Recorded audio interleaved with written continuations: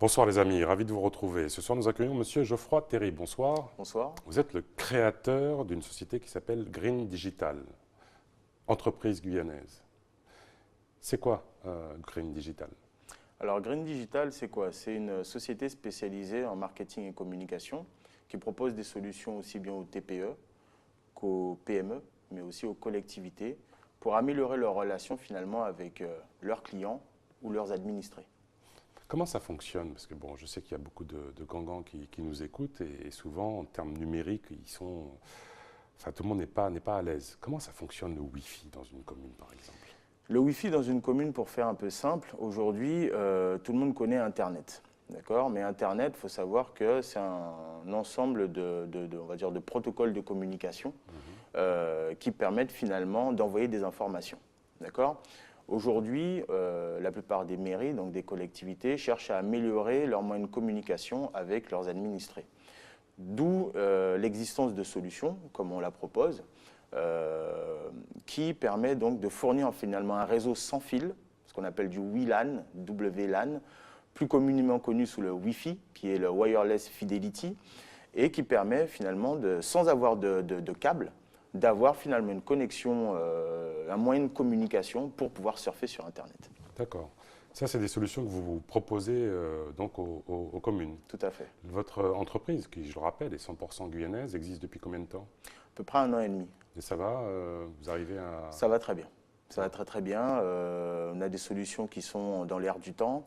On a de nombreux clients. Personnellement, j'ai des années de Guyane. La société est guyanaise. Et du coup, on a un réel succès sur l'ensemble de nos solutions. Maintenant, si on s'extrait de votre entreprise, vous qui êtes un expert, comment, pour vous, on pourrait réduire la fracture numérique sur le territoire?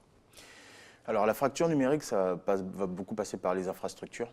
Aujourd'hui, on sait bien que les grands opérateurs, qu'on ne va pas nommer, cherchent à trouver des solutions pour placer des infrastructures, placer du réseau sur l'ensemble du territoire. On voit qu'il y a les zones blanches, par exemple. Donc on voit qu'il y a énormément de zones blanches. Maintenant, ça correspond aussi c'est proportionnel finalement aux moyens routiers, parce qu'en général, il faut qu'il y ait des routes pour qu'on passe aux abords des routes les réseaux. Donc on est déjà lié à ça, la plupart des opérateurs sont contraints à ça. Par contre, c'est vrai qu'il y a de plus en plus de solutions avec des antennes relais, notamment pour la partie en tout cas Wi-Fi, qui sont placées par les opérateurs pour essayer justement de combler ceci. Aujourd'hui, nous, la société Green Digital, nous essayons aussi de créer, on va dire, ou d'améliorer ce désenclavement numérique, justement, en essayant de couvrir certaines zones blanches qui ne disposent pas de Wi-Fi. Alors comment vous faites? Parce que justement, vous êtes une entreprise du numérique. Encore une fois, on va dépasser le cadre de votre entreprise. Mais comment une entreprise spécialisée dans les outils numériques peut se développer réellement à l'échelle du territoire compte tenu de cette fracture numérique, compte tenu de l'absence de réseau? Alors, Comment vous palliez par exemple l'absence de réseau sur les zones blanches? Alors aujourd'hui, nous personnellement, Green Digital n'est pas, on va dire, un fournisseur de réseau. Donc aujourd'hui, nous, effectivement, on se connecte sur les réseaux existants pour proposer nos solutions. D'accord? Puisque c'est un vrai métier, l'infrastructure réseau est un vrai métier. D'accord? Nous, par contre, ce qu'on peut faire, c'est que par exemple, sur des endroits où il y a effectivement les réseaux existants, mais qu'il n'y a pas encore forcément de Wi-Fi, donc de connexion sans fil, là, par contre, nous proposons des solutions qui permettent de sécuriser donc justement cet accès, mais aussi de proposer donc le service gratuit Wi-Fi aux clients ou aux administrés. Aujourd'hui, tout est, je veux dire, sécure d'un point de vue, on dit que les ondes peuvent éventuellement, certaines personnes sont très sensibles. Vous avez recherché Alors, il n'y a pas encore d'études formelles qui sont sorties sur la partie radio-émission, radio-télécommunication concernant les conséquences du Wi-Fi.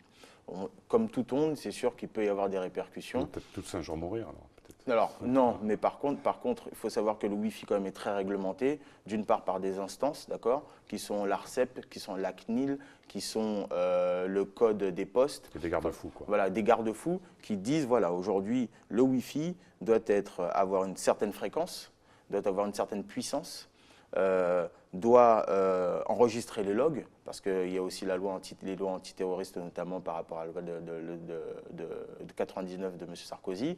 Voilà, il y a beaucoup de réglementations qui sont faites pour protéger d'une part les utilisateurs, mais aussi pour protéger de tout ce qui est attaque ou piratage. Vous proposez des solutions autour du SMS, notamment, par rapport aux collectivités. Est-ce que ces SMS ne sont pas dépassés par les WhatsApp? Alors, les pages Facebook. C'est une très bonne question. C'est une très bonne question parce que justement, c'est la différence qu'il y a entre. Faut savoir que. Excusez-moi, je dis juste ça parce que c'est la première fois où, lors des vœux du premier rang, on a assisté à une chute brutale du nombre de SMS. Tout à fait. Tout à fait. Parce qu'aujourd'hui, faut savoir que sur le plan national, les réseaux sont bien structurés en métropole. Il y a encore des zones blanches, mais beaucoup moins qu'en Guyane. Et la plupart des réseaux sociaux passent par des réseaux Internet. Mais il s'avère que l'SMS n'est pas pareil. L'SMS, c'est plutôt des réseaux avec des bornes relais, des réseaux satellitaires. Et il y a une délivrabilité qui est plus sûre. Ça veut dire que si demain, il n'y a pas Internet, imaginons qu'il y a un crash, demain, il n'y a plus de réseaux sociaux, il n'y a plus de connexion Internet. Par contre, il y aura toujours l'SMS, tout comme il y aura toujours la téléphonie. Donc c'est la grosse différence qu'il y a. Aujourd'hui, l'SMS reste le moyen de communication qui reste le plus ouvert. 95% d'ouverture d'un SMS sur les mobiles. Encore une fois, on n'est pas là uniquement pour parler de votre société, mais pourquoi il est intéressant pour un édile d'une commune d'opter pour ce type de communication?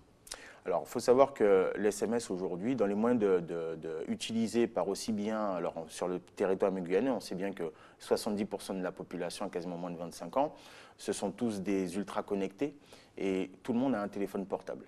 Donc aujourd'hui, le meilleur moyen de communiquer avec quelqu'un, enfin qu'une personne, particulier ou professionnel, ça reste par l'SMS. Maintenant, il y a des règles aussi de communication pour faire en sorte que ce ne soit pas quelque chose qui soit spammant, on va dire, qui soit dérangeant. Et c'est là où effectivement le marketing rentre en jeu avec le conseil.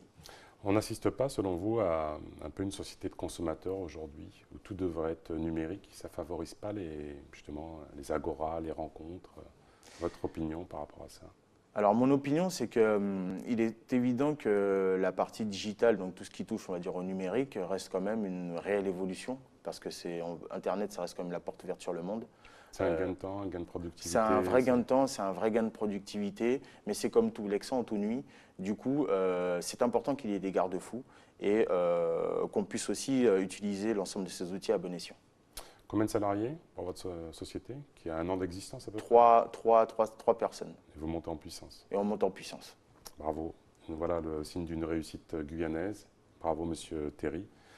ATV, la chaîne de l'économie, rappelons-le. Les amis, merci pour vos retours et pour votre fidélité. Tchambé.